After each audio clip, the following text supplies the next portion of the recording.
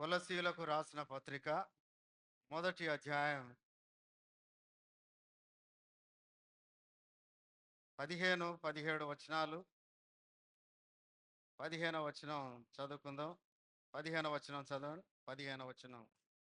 ఆయన అదృశ్య దేవుని స్వరూపి అయి సర్వ సృష్టికి ఆది సంభూతుడై ఉన్నాడు.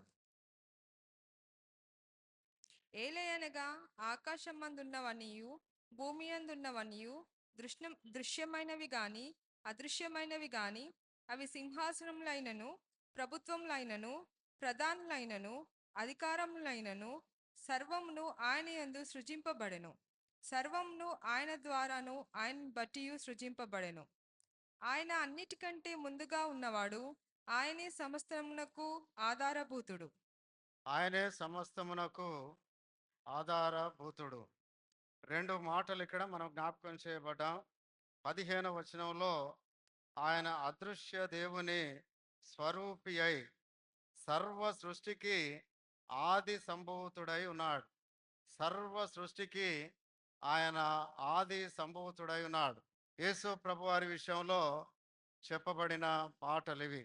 యేసు ప్రభువారిని ఆరాధించడానికి మనం కూడి వచ్చి ఉన్నాం. ప్రభుని ఆరాధన చేయడానికి, ఆయనను పూజ చేయడానికి మనం కూడి వచ్చి ఉన్నాం.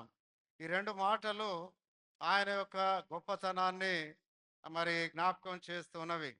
మొదటి మాట, సర్వ సృష్టికి ఆది సంభూతుడై ఉన్నాడు. దేవుని యొక్క అదృశ్య దేవుని యొక్క స్వరూపి అయి ఉన్నాడు. అదృశ్య దేవుడు, కనబడని దేవుడు, అదృశ్య దేవుని యొక్క స్వరూపి అయి ఉన్నాడు అని అంటూ ఆయన ఆది సంభూతుడై ఉన్నాడు. 17వ వచనంలో సమస్తమునకు ఆధారభూతుడు అని అంటాడు. ఈ రెండు మాటలు దేవుని యొక్క ఉన్నతమైన స్థితిని, ఉన్నతమైన ఆయన యొక్క ఔన్నత్యాన్ని, గొప్పతనాన్ని జ్ఞాపకం చేయబడుతున్నవి. ఆది సంభూతుడు అని అంటే ఆది సంభూతుడు, సృష్టి యావత్తుకు ఆయన ఆది సంభూతుడు, ఆది అయి ఉన్నవాడు. యోహాను సువార్త మొదటి అధ్యాయం మొదటి 2-3 వచనాల్లో మనం చదువుతాం. కలిగి ఉన్నదేదియో ఆయన లేకుండా కలగలేదు. సృష్టి యావత్తులో కలిగి ఉన్నదేదియో ఆయన లేకుండా కలగలేదు అని అంటాడు. ఆయన ఆది సంభూతుడు. ఏదైనా జీవము కలిగింది ఏది ఉన్నా అది ఉనికిలోనికి రావడానికి యేసు ప్రభువారే ఆది సంభూతుడై ఉన్నాడు, ఆది అయి ఉన్నాడు. సంభవించడానికి, సృష్టి యావత్తులో జీవము కలిగిన ప్రతిది కూడా సంభవించడానికి, ఉత్పత్తి కావడానికి ఆయన ఆది సంభూతుడై ఉన్నాడు. ఆయనే కారణం, ఆయనే మూలం. ఆయనలో జీవం ఉన్నది, ఆయనలో జీవము ఉన్నది. భూమి మీద ఉన్న జీవం అంతా కూడా ఆయనలో ఉన్నది. ఆయనలో ఉన్న జీవమే ప్రతి జీవిలోనికి మరి తీసుకురాబడింది. కనుక ఆయన ఈ దినం ఆరాధన చేయడానికి ఆయన గొప్పతనం మనం ఎంత వర్ణించినా అది సరిపోదు, చాలదు. కనుక ప్రతి వారం కొన్ని విషయాలు మన దృష్టికి తీసుకురాబడుతున్నవి. ఆయన ఆది సంభూతుడు, కలిగి ఉన్న ప్రతిదాన్ని ఉనికి రావడానికి, జీవము కలిగింది ప్రతిదీ చలించడానికి ఆయన ఆది సంభూతుడు. ఆయన లేకుండా మనం లేం, అక్కడికి వెళ్ళాలి మనం. ఆయన లేకుండా మన తల్లిదండ్రులు లేరు, ఆయన లేకుండా మన పితరులు లేరు, ఆయన లేకుండా ఆదాము లేడు, ఆయన లేకుండా ఏదైనా తోట సృష్టి జరగలేదు, లేక సృష్టి యావత్ ఏదే కూడా అంతకు ముందున్న సృష్టి జరగలేదు. ఆయన ఆది సంభూతుడు. ఈ దినం జీవము కలిగి చెల్లిస్తున్నాము అని అంటే ఆయన ద్వారానే పుట్టించబడిన వారం, జీవములోనికి వచ్చిన వారం. ఆయన ఆది సంభూతుడు. రెండవ మాట, ఆయన యొక్క గొప్పతనంలో రెండవ మాట, ఆయన సమస్తమునకు 17వ వచనం ఆయనే సమస్తమునకు ఆధారభూతుడు అని అంటాడు. ఆది సంభూతుడు ఆయనే, ఆధారభూతుడు ఆయనే. ఆధారభూతుడు అని అంటే ఆ జీవము కలిగింది ప్రతిది కూడా నిలబడడానికి. ఈరోజు మనం జీవము కలిగి నిలబడుతున్నాం. మనం నిలబడుతున్నాం, విశ్వాసంలో నిలబడుతున్నాం, జీవంతో నిలబడుతున్నాం. సృష్టి యావత్తు నిలబడుతున్నది. ఒక దినం ఈ సృష్టి యావత్ అంతా కూడా లయమైపోతుంది అని పేతురు పత్రికలో మనం జ్ఞాపకం చేయబడుతున్నాం. మహావేంద్రముతో పంచభూతములు లయమైపోయి 16వ వచనంలో ఆయన యందు సృజించబడెను. 16వ వచనం చివరి భాగం, సర్వమును ఆయన ద్వారాను ఆయనను బట్టి సృజించబడెను. అంటే ఆయన లేకుండా ఏది కూడా లేదు, ఏది కూడా లేవు. నీవు లేవు, నేను లేను, మనం ఎవరం కూడా లేవు. కనుక ప్రభువుని ఆరాధించడానికి ఈ రెండు పదాలు ఆయన యొక్క గొప్పతనాన్ని చాటి చెబుతూ ఉన్నవి. ఆ మాటలను ఆయన యొక్క ఆపాదించి చెప్పబడిన ఆది సంభూతుడు అని, ఆధారభూతుడు అని ఆ మాటలను బట్టి, గొప్పతనాన్ని బట్టి ప్రభువును ఆరాధన చేద్దాం. రెండవ విషయం, కొలసీలకు రాసిన మొదటి పత్రికలోనే 19-20 వచనాలు, 19-20 వచనాలు. ఆయన యందు సర్వ సంపూర్ణత నివసింపవలననియు ఆయన శిల్వ రక్తం చేత సంధి చేసి ఆయన ద్వారా సమస్తమును, అవి భూలోకమందైనను పరలోకమందున్నవైనను వాటన్నిటినీ ఆయన ద్వారా తనతో సమాధానపరచుకొనవలననియు తండ్రి అభిష్టమాయెను. తండ్రి అయిన దేవునికి, ఈ ఆది సంభూతుడైన దేవునికి, ఆధారభూతుడైన దేవునికి ఒక కోరిక కలిగింది. ఆ కోరిక ఎవరి మీద కలిగింది అని అంటే, ఒక పాపి అయిన మానవుని మీద దేవునికి అభీష్టమైంది. కోరికకు మించిన పదం, కోరికకు దాటి చెప్పగలిగిన పదం, ఆయనకు అభీష్టమాయను. ఏమి అభీష్టమైంది, ఏమి కోరిక కలిగింది అని అంటే, పాపి అయిన నిన్ను నన్ను, పాపి అయిన మానవుణ్ణి తనతో సమాధాన పరుచుకునే కోరిక అది. ఇది ఎవరికి కలగదు. సాధారణంగా ఈ కోరిక కలగదు. మధ్యవర్తి కావాలి ఎవరు. సమాధాన పరచడానికి, సమాధాన పరచుకోవడానికి కోరిక కలిగింది దేవునికి. పాపి అయిన మానవుడు, పాపి అయిన నీకు, పాపి అయిన నన్ను, పాపి అయిన మనందరినీ కూడా ఆయనతో సమాధాన పరచుకునే కోరిక ఆయనకే కలిగింది, ఆయనకే కలిగింది. ఇది మనం గర్వించాల్సిన విషయం. పాపములో దూరస్థులమై జీవిస్తూ ఉంటుండగా నీకు కోరిక కలగలే దేవునితో సమాధాన పడాలని. నాకు కోరిక కలగలే, ఆదాముకు కోరిక కలగలే. ఆదాము నుండి లెక్క పెడితే ఆదాముకు దేవునితో వైరం వచ్చింది. ఆయన దేవుని నుంచి దూరంగా దాటిపోయినాడు. తిరిగి దేవునితో సమాధాన పడాలి అనే ఆ కోరిక ఆదాముకు కలగలేదు. ఆనాటి నుండి నేటి వరకు కూడా నీకు కలగలే, నాకు కలగలే, ఏ మానవునికి కూడా దేవునితో సమాధాన పడాలి అనే కోరిక కలగని బ్రతుకులో, కలగని జీవితంలో దేవునితో సమాధాన పడాలి అని ఆ ఆశ పుట్టని జీవితంలో నీవు నేను ఉంటుండగా ఆ తండ్రి అయిన దేవునికి, యేసు ప్రభు వారికి అభీష్టమైంది, కోరిక కలిగింది. ఆ కోరిక తనతో సమాధాన పరచుకొనవలనని తండ్రి అభీష్టమాయను. తండ్రికి కోరిక కలిగింది. కనుక దేవునికి ఒక కోరిక ఏంటంటే, నీ విషయంలో, మా విషయంలో, నా విషయంలో, ప్రతి ఒక్కరి విషయంలో, నువ్వు దూరంగా ఉంటే, నేను దూరంగా ఉంటే ఆయనకే కోరిక పుట్టింది. అది మనం అర్థం చేసుకోవాలి. ఆయనకే కోరిక పుట్టి ఆయన అభీష్టమై సమాధాన పరుచుకున్నాడు. సిలువ రక్తం చేత సంధి చేసి అని అంటాడు. యేసు ప్రభువారు నీతో నాతో చేయబడిన సంధి ఏంటంటే, ఆయన సిలువ రక్తము చేత సంధి చేసి అని అంటాడు. సిలువ రక్తం చేత. పేపర్ మీద రాసుకోవటం కాదు, డాక్యుమెంట్ పేపర్ మీద రాయటం కాదు, లేక ఇంకేదో విధంగా దాన్ని ఒక ప్రశస్తమైన పేపర్ మీద రాయటం కాదు. ఆయన సిలువ రక్తం చేత సంధి చేసి సమాధాన పరుచుకున్నాడు.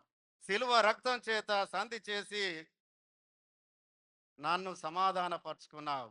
ఆయనను బట్టి, రోమపత్రిక 5వ అధ్యాయం 10వ వచనంలో అంటాడు, ఆయనను బట్టి నేడు మనం సమాధాన స్థితి.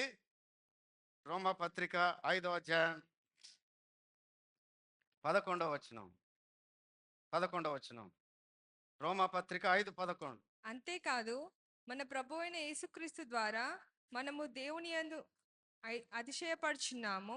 ఆయన ద్వారానే మనము ఇప్పుడు సమాధాన స్థితి ఆయన ద్వారానే మనం ఇప్పుడు సమాధానం పొంది ఉన్నాం. ఆయన ద్వారానే, ఆయనే సంధి చేసినాడు. కనుక పాపి అయిన నన్ను ఈ దినం ఆరాధన చేయడానికి రెండవ కారణం, మొదటి కారణం ఆయన ఆది సంభూతుడు, ఆయన ఆధారభూతుడు. దాన్ని బట్టి ప్రభుని ఆరాధన చేద్దాం.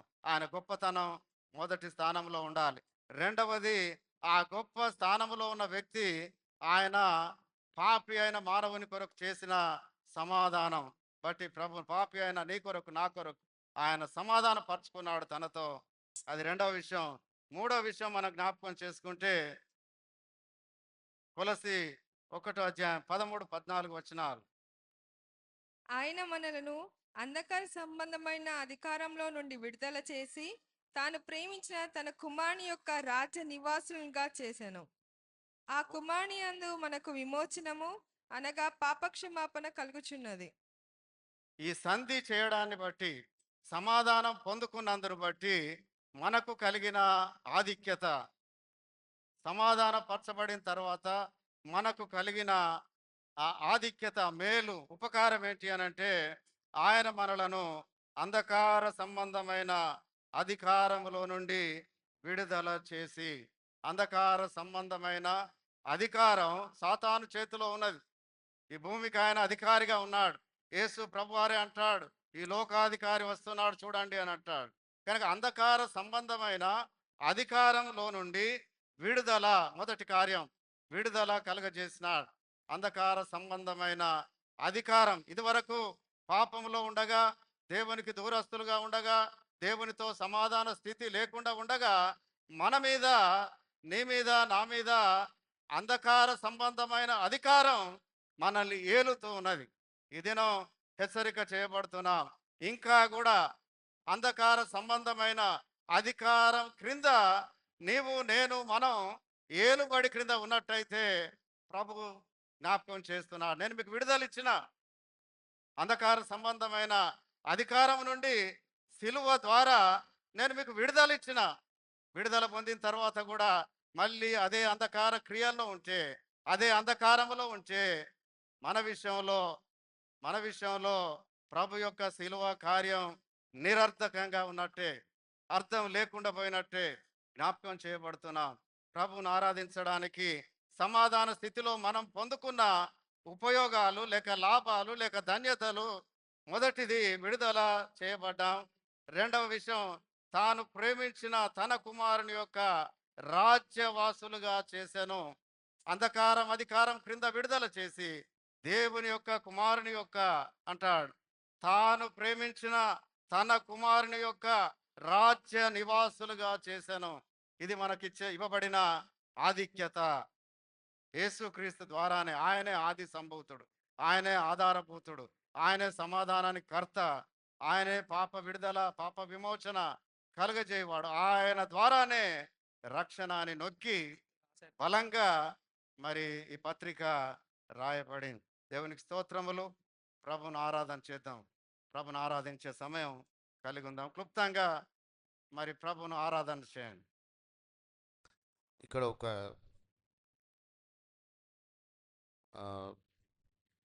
షీట్ ఉంది. ఇది ఐఎంవైఎఫ్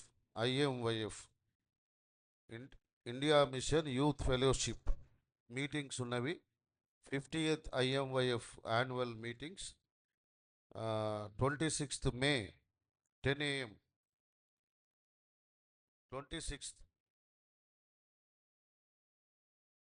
26th నుంచి 28th వరకు, మే 2 PM వరకు Haven of Hope High School Mancherial.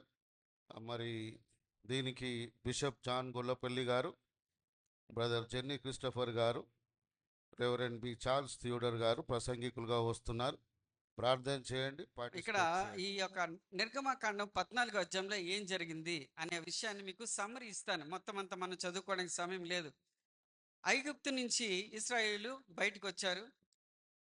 అంటే విడిపించబడ్డారు. మోషే తీసుకుని బయలుదేరాడు. వాళ్ళు సంతోషంతో వెళ్తా ఉన్న సమయంలో కొంత దూరం వచ్చాక ఒక సముద్రం వచ్చింది.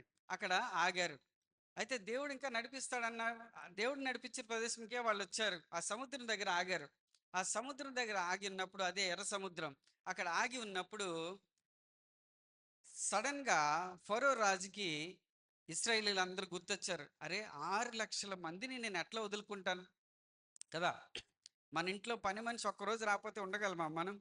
అలాంటిది 6 లక్షల మంది పని వాళ్ళు ఒక్క రోజులో వెళ్ళిపోతుంటే ఒప్పుకుంటారా? కుదురుతుందా? కుదరదు. సో ఆయనకి చాలా కోపం వచ్చేసింది. ఆయన హృదయం కఠినపరచబడ్డది.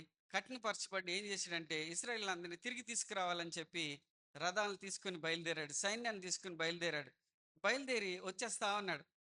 వస్తా ఉన్నప్పుడు దూరం నుంచి ఇశ్రాయేలీలు ఆ సైన్యం యొక్క గుర్రపు చప్పుడు, ఆ సైన్యం యొక్క సౌండ్ అంతా విని దూరం నుంచి చూస్తారు. చూసి భయపడుతూ ఉంటారు. యాక్చువల్గా మన మనిషి కన్ను న్యాచురల్గా మామూలుగా డైరెక్ట్గా చూడాలి అంటే వితౌట్ ఎనీ లెన్స్ మనం చూడాలంటే ఏమీ అడ్డు లేకపోతే దాదాపు 8 నుంచి 10 కిలోమీటర్లు చూడగలుగుతుంది డిస్టెన్స్. అంత డిస్టెన్స్ వరకు మనం చూడగలుగుతాం. సో ఇప్పుడు నేను ఈ డిస్టెన్స్ ఎందుకు చెప్తున్నానంటే ఇది చాలా ఇంపార్టెంట్ ఇక్కడ పాయింట్. అక్కడ వీళ్ళు 10 కిలోమీటర్స్ డిస్టెన్స్ అన్నాం కదా, మనుషులు చూశారు కదా వాళ్ళు. అంటే 10 కిలోమీటర్స్ వాళ్ళు ఇక్కడికి రావాలి అంటే, వీళ్ళ దగ్గరికి రావాలంటే మనం స్పీడ్ లెక్కేసుకుందాం. గుర్రాలు ఎంత స్పీడ్ పరిగెడతాయి అంటే దాదాపు 40 to 60 కిలోమీటర్స్ పరిగెడతాయి. సో యావరేజ్గా 40 కిలోమీటర్స్ వేసుకుందాం, లేదా 50 కిలోమీటర్స్ వేసుకుందాం. 50 కిలోమీటర్స్ వేసుకున్న 10 కిలోమీటర్స్ రావడానికి కనీసం 20 to 30 మినిట్స్ పట్టొచ్చు, అక్కడ ఉన్న రాళ్ళు అన్ని సిచ్యువేషన్ బట్టి. మన గూగుల్ కరెక్ట్గా చెప్తుంది మనం ఎంత టైంలో వెళ్తాం కదా. అట్లాగా యావరేజ్గా మనం వేసుకుందాం, 30 మినిట్స్ వేసుకుందాం. ఈ 30 మినిట్స్లో ఒక వింత జరగబోతా ఉన్నది. ఏంటంటే అక్కడ చూశారు వాళ్ళు, ఆ సైన్యం చూసి వెంటనే మోషే దగ్గరికి వచ్చారు. మోషే దగ్గరికి వచ్చి, మాకు ఐగుప్తులో సమాధులు లేవని చెప్పి ఇక్కడ తీసుకొచ్చావా, మేము అక్కడే ఉండిపోతే బాగుండు కదా అని చెప్పేసి మోషేతోటి గొడవ పడుతూ ఉన్నారు. అయితే మోషేతో గొడవ పడుతున్న ఆ సమయం మనం చూస్తే వాళ్ళు చూసిన తర్వాత మాట్లాడుకొని మోషే దగ్గరికి వచ్చి ఈయనతో మాట్లాడి ఇవన్నీ చూస్తే ఒక యావరేజ్గా మనం వేసుకుందాం, ఒక 10 మినిట్స్ అయిపోయింది అనుకుందాం. ఇంకెంత మిగిలిందండి? 20 మినిట్స్. మోషే దగ్గరికి వచ్చి మాట్లాడే టైంకి ఇంకా 20 మినిట్స్ మిగిలింది. ఆ సైన్యం వచ్చేస్తా ఉన్నది. ఈ 20 మినిట్స్లో వీళ్ళు తప్పించబడాలి కదా. ఒక డెస్పరేట్ సిచ్యువేషన్ అది. అయితే ఆ సమయంలో మోషే దగ్గరికి వచ్చి మాట్లాడినప్పుడు మోషే మోషే మీద కోప్పడుతూ ఉన్నారు. కోప్పడుతూ ఉన్నప్పుడు ఏం జరిగిందంటే అక్కడ యాక్చువల్గా ఎలాంటి సిచ్యువేషన్ అంటే, ఇప్పుడు చూడండి, అక్కడ ఫరో కోపంతో వస్తూ ఉన్నాడు. ఇక్కడ ఇశ్రాయేలుకి భయం కలుగుతా ఏం చేశారంటే మోషే మీదకే తిరగబడే సిచ్యువేషన్కి వచ్చారు. అంటే భయం కొద్దీ ఏం చేస్తున్నారు, మోషే మీద తిరగబడి మాట్లాడుతూ ఉన్నారు. అలా మాట్లాడుతున్నప్పుడు ఒకసారి ఆలోచిద్దాం, 6 లక్షల మంది వాళ్ళు ఉన్నారు కదా, కనీసం 15 మంది, ఒక 20 మంది కూడా మోషేని వచ్చి కోపంతో కొట్టినా కూడా మోషే ఏం మిగలడు కదా. అయినా కూడా దేవుని బిడ్డ కాబట్టి ధైర్యంగా ఉన్నాడు. ధైర్యంగా ఉండి ఏమన్నాడంటే ఒక మాట అన్నాడు. ఇక్కడ చదువుదాం చూడండి, నిర్గమకాండం 14వ అధ్యాయము 13వ వచనం చదువుతున్నాను. అందుకు మోషే, భయపడుకుడి, యెహోవా మీకు నేడు కలిగే రక్షణను మీరు ఊరక నిలుచుండి చూడుడి. మీరు నేడు చూచిన ఈ ఐగుప్తీయులను మరి అన్నడును చూడరు. ఈ ఒక లైన్ జ్ఞాపకం చేసుకోండి, చివరిలో ఈ విషయం మాట్లాడుకుందాం. ఒకవేళ నేను మర్చిపోతే నన్ను అడగండి. ఏమని? మీరు నేడు చూచిన ఐగుప్తీయులను ఇక మీదట మరి అన్నడు చూడరు. అది చాలా సంతోషకరంగా ఉంటుంది, అది మనం చివరిలో మాట్లాడుకుందాం. యెహోవా మీ పక్షం యుద్ధం చేయను, మీరు ఊరికేనే ఉండవల్లని ప్రజలతో చెప్పాను. ఒక గొప్ప ధైర్యం చెప్పాడు. దేవుడు చూసుకుంటాడు, మీకేం భయం లేదు అని చెప్పి ఒక గొప్ప ధైర్యంతో వాగ్దానం చేశాడు. అంతా బాగుంది. అయితే చెప్పాడు. ఇంకెంత టైం మినిట్? ఇప్పుడు ఈ చెప్పడంలో ఎంత టైం అయిపోయింది? ఇంకొక 5 మినిట్స్ అయిపోయింది అనుకుందాం. ఇందాక 10 మినిట్స్ అయింది, ఇప్పుడు ఒక 5 మినిట్స్ అయిపోయింది. ఇంకెంత మిగిలిందండి? 15 మినిట్స్ మిగిలింది. ఈ 15 మినిట్స్లో ఏం చేయాలి? ఇప్పుడు ఈయన గబగబా వెళ్ళి మరి దేవుణ్ణి అడగాలి కదా. అందుకని ప్రార్థనలో కూర్చున్నాడు. ప్రార్థనలో కూర్చుంటే ఇప్పుడు అర్జెంట్ సిచ్యువేషన్లో ఎవరన్నా ప్రార్థన చేస్తారా? చేస్తారా? ఉండండి, ఒకవేళ అనుకుందాం ఇశ్రాయేలీలతోటి మోషే అనొచ్చు, నేను ప్రార్థన చేసి వస్తాను, మీరు ఉండండి అని. అంటే ఒక అరగంట అన్న ప్రార్థన చేస్తే కానీ నాకు జవాబు రాదు అనుకుని లోపలికి వెళ్ళాడు అనుకోండి. ఈ లోపల ఏం జరుగుతుంది? అక్కడ 15 మినిట్స్లో ఎవరు వస్తారు అక్కడికి? ఈయన ప్రార్థనలో ఉంటాడు, ఇశ్రాయేలీయులను ఆయన పట్టుకుంటాడు కదా. అయితే ఈ సిచ్యువేషన్ని దేవుడు అర్థం చేసుకున్నాడు కాబట్టి దేవుడు ఒక మంచి మాట అన్నాడు. ఏమన్నాడంటే ఇక్కడ చూడండి 15వ వచనంలో, ఆయన ప్రార్థన చేస్తుంటే నువ్వు ప్రార్థన చేయొద్దు అని చెప్పి ఏమన్నాడంటే, అంతలో యెహోవా మోషేతో, నీవేళ నాకు మొర్రపెట్టుచున్నావు, సాగిపోవుడి అని ఇశ్రాయేలుతో చెప్పుము. నీవు నీ కర్రని ఎత్తి ఆ సముద్రం వైపు నీ చేయి చాపి దాన్ని పాయలుగా చేయము. అప్పుడు ఇశ్రాయేలీయులు సముద్రం మధ్యను ఆరిన నేల మీద నడిచిపోవుదురు అని చెప్పాడు. బాగుంది.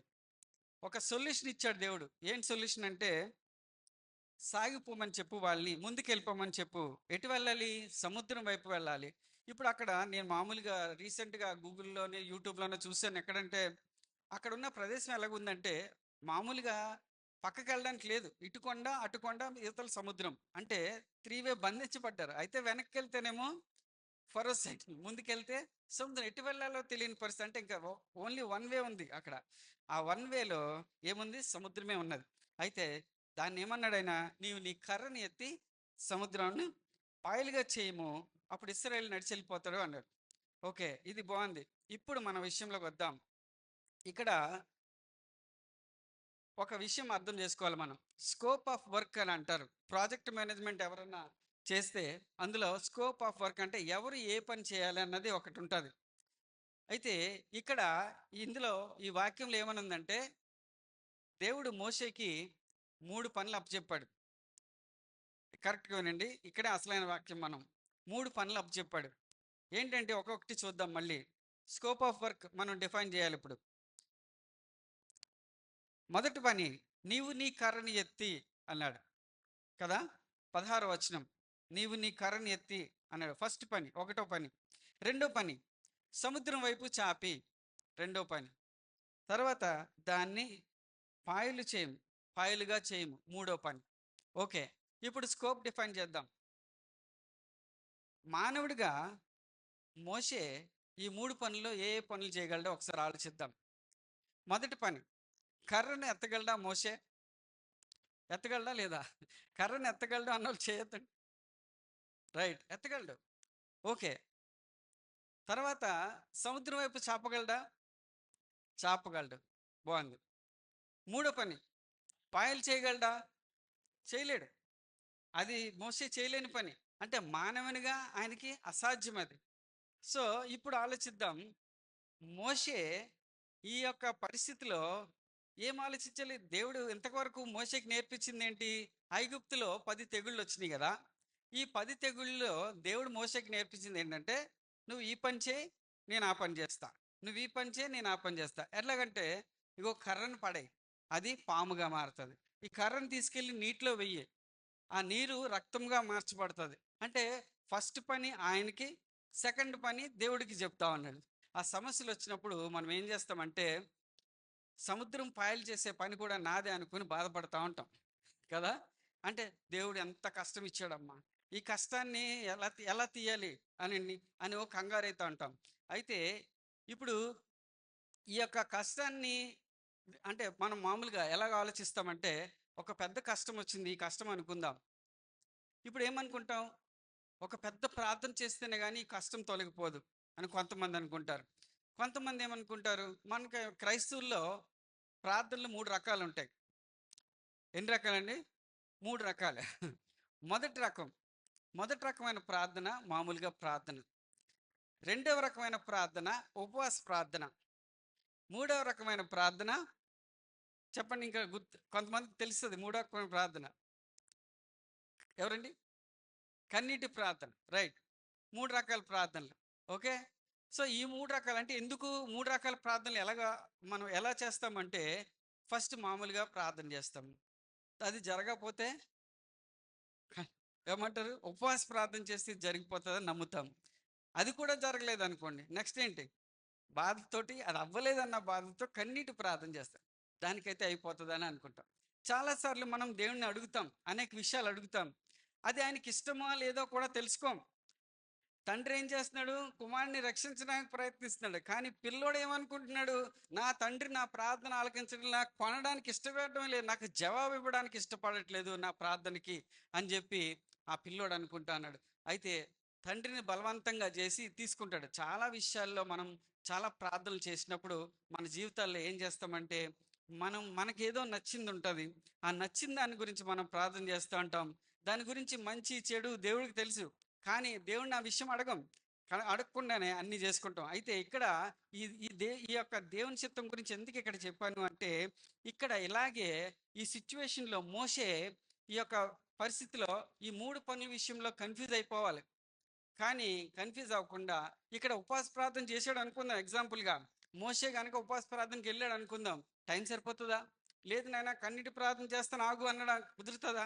కుదరదు. ఈ 3 ప్రార్థనలు పనిచేయదు. అక్కడ ఏం పని? అక్కడ ఏంటి situation? Action is important than the prayer. మీరు నెహెమ్యా గ్రంథం చదివితే చాలాసార్లు నెహెమ్యా అర్జెంట్ సిచ్యువేషన్లో 1 లైన్ ప్రార్థన చేశాడు. చాలా మంది అనుకుంటారు ప్రార్థన చేయడం అంటే, చాలా మంది మీరు ప్రార్థన చేయండి అంటే నాకు ప్రార్థన చేయడం రాదండి అంటారు. ప్రార్థన అంటే ఏమైనా ఏమైనా లెసన్ అది కదా? ప్రార్థన చేయడం రాదు కాదు. ప్రార్థన అనేది request, sending a request to our father, అంతే కదా. చిన్న మాట, అది ఒక మాట చెప్తే చాలు. ఇప్పుడు పిల్లోడు ఐస్ క్రీమ్ ఎలాగ అడిగాడో మనం కూడా దేవుని అలాగ అడగొచ్చు. అది అంతే సింపుల్. అయితే ఇక్కడ ఈ పరిస్థితిలో దేవుడు ఏం చేశాడంటే, ఈ 3 పనులు ఈయనకి అప్పచెప్పినప్పుడు మోషేకి ఒక ట్రైనింగ్ అయింది. ఏంటి? నేను ఇందాక చెప్పాను కదా, నువ్వు ఈ పని చేయి, నేను ఆ పని చేస్తాను. అయితే మోషే ఏం చేశాడంటే ఇక్కడ ఒక విశ్వాసాన్ని వాడాడు. మనం ఇందాక మాట్లాడుకున్నాం. ఏం విశ్వాసం అండి అది? ఆవగింజంత విశ్వాసాన్ని వాడాడు. ఎలా వాడాడు ఒకసారి చూద్దాం. ఆవగింజంత విశ్వాసాన్ని ఎలా వాడాడు చూద్దాం. ఇప్పుడు మోషే ఏమనుకున్నాడంటే, మొదటి 2 పనులు నేను చేయగలను కదా అని చెప్పి, మొదటి 2 పనులు నేను చేయగలను, 3వ పని నాది కాదు, నాకు సంబంధం లేదు. ఇప్పుడు మనం కూడా ఈ విషయాన్ని ఆలోచిద్దాం. మనం కర్రను ఎత్తడానికి, మోషే కర్ర ఎత్తడానికి విశ్వాసం ఎంత కావాలి చెప్పండి నాకు. ఈ విషయాన్ని మనం క్లియర్గా మాట్లాడుకుందాం. ఓకే, మోషే కర్రను ఎత్తడానికి ఎంత విశ్వాసం కావాలి? విశ్వాసం కావాలా అక్కర్లేదు? అసలు అవసరమే లేదు. ఎందుకు? ఇప్పుడు నా నా మొబైల్ ఇలాగ ఎత్తాలంటే నేను, ప్రభా నేను మొబైల్ ఎత్తాలి, నాకు సహాయం చేయి అని ఎత్తానా, లేకపోతే ఇలా ఎత్తేసానా? సింపుల్ కదా. కర్ర ఎత్తడం అనేది సింపుల్. అంటే మనం మానవులుగా మనం చేయగలిగింది అది మనం చేయగలం. కానీ రెండవది, సముద్రం వైపు చాపగలడా? దీనికి ఏమైనా విశ్వాసం కావాలా? దీనికి కూడా అక్కర్లేదు కదా. అయితే మరి ఇలాంటప్పుడు ఇక్కడ విశ్వాసంతోనే పని లేదు కదా. మరి 3వ విషయానికి వచ్చినప్పుడు మాత్రం చూస్తే చాలా పెద్ద విశ్వాసం కావాలి. సముద్రాన్ని పాయలు చేయాలి.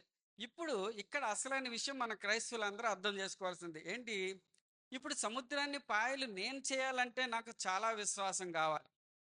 కానీ అది సముద్రాన్ని పాయలు చేసేది నేను కాదు, అది దేవుడే చేస్తాడు, నాకు సంబంధం లేదు. ఇప్పుడు నాకు దాంతో సంబంధం లేదు, ఆ పని దేవుడిది అని అర్థం చేసుకోవడానికి ఎంత విశ్వాసం కావాలి ఇప్పుడు చెప్పండి. ఇప్పుడు న్యాచురల్గా అయినా కూడా మనం ఆ పని చేయలేం కదా. సముద్రాన్ని పాయలు చేసే పని అయితే మనం చేయలేం. మరి ఆ విషయాన్ని మనం సింపుల్గా అర్థం చేసుకుని, అది దేవుని పని కాబట్టి అది దేవుడు చూసుకుంటాడు. నేను చేయవలసిన పని ఏంటి ఇక్కడ? సింపుల్గా కర్ర ఎత్తడం, సముద్రం వైపు చాపడం. అంతకు మించి నేను చేయవలసిన పని ఏమి లేదు. మిగతాది దేవుడు. ఇప్పుడు చూడండి, ఇప్పుడు ఆవగింజంత విశ్వాసాన్ని ఇక్కడ అప్లై చేసామనుకోండి, ఈ పని దేవుడు చేసుకుంటాడు, నన్ను ప్రేమించే దేవుడు నా కోసం ఇది చేస్తాడు అనడానికి ఎంత విశ్వాసం కావాలి చెప్పండి. ఆవగింజంత విశ్వాసం సరిపోద్దా? ఇప్పుడు అర్థమైంది ఆవగింజంత విశ్వాసం ఎక్కడ ఉంటుంది, ఎంత ఉంటుందో. అంటే ఇప్పుడు మనం ఏం చేస్తున్నాము? ఈ విశ్వాసాన్ని దేవుని పైన చూపిస్తున్నాము. చాలాసార్లు మన విశ్వాసులు చేసే మిస్టేక్ ఏంటంటే, విశ్వాసాన్ని ప్రార్థన మీద చూపెడతారు, లేకపోతే చుట్టుపక్కల వాళ్ళు వచ్చి ప్రార్థన చేస్తే వాళ్ళ ప్రార్థన మీద చూపిస్తారు, లేదు ఇంత పెద్ద ప్రార్థన చేస్తే కానీ ఇది అవ్వదు. అంటే ఇకంతా మనం చేసేది ఏమిటి? తప్పేంటి?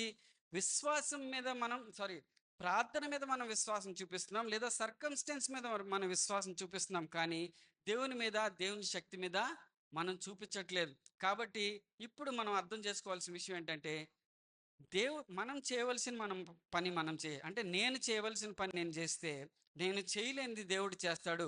21వ వచనం చదువుకున్న ఒకసారి, నిర్గమకాండము 14:21.